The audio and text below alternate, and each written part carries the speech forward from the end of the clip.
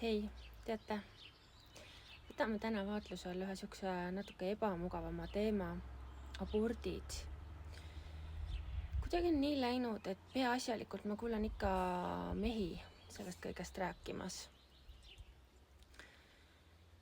Nemad on nüüd suured õiguslased, kes teavad, kuidas asjad käima peavad ja kui õudsad mõrvad need abordid ikka on.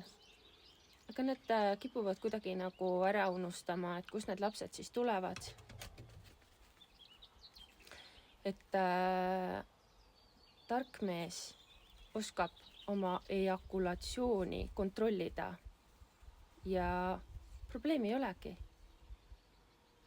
Et ei maksa nagu hõisata ja seletada teemal, mis ei puutu sinu kehasse, mees. Ja millele nagu mehed veel ei mõtle.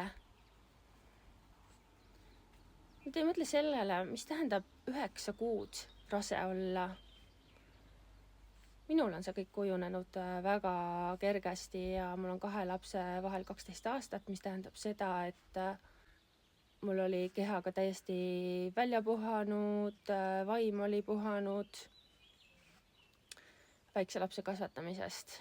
Ja abordid ongi minule täiesti võõras teema isiklikul tasandil, sest minu mehed on osanud oma ejakulatsiooni kontrollida, eks ole.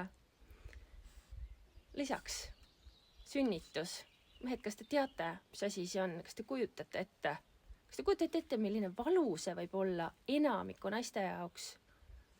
Väga vähe on neid naisi, kes kogevad selles naudingut ja meie ühiskonna haritustase lihtsalt ei soodusta kogeda näiteks orgasmi sünnituse ajal. Esimese lapsega, kui ma saabusin haiglasse, mulle tundus, et ma sattusin võitlustandrile. Kõik need kanüülid ja üldse arstide suhtumine, nagu ma oleks lihtsalt järgmine mingi pakend kusagil rivis, mis on vaja kiiresti õigesse vormi saada. Et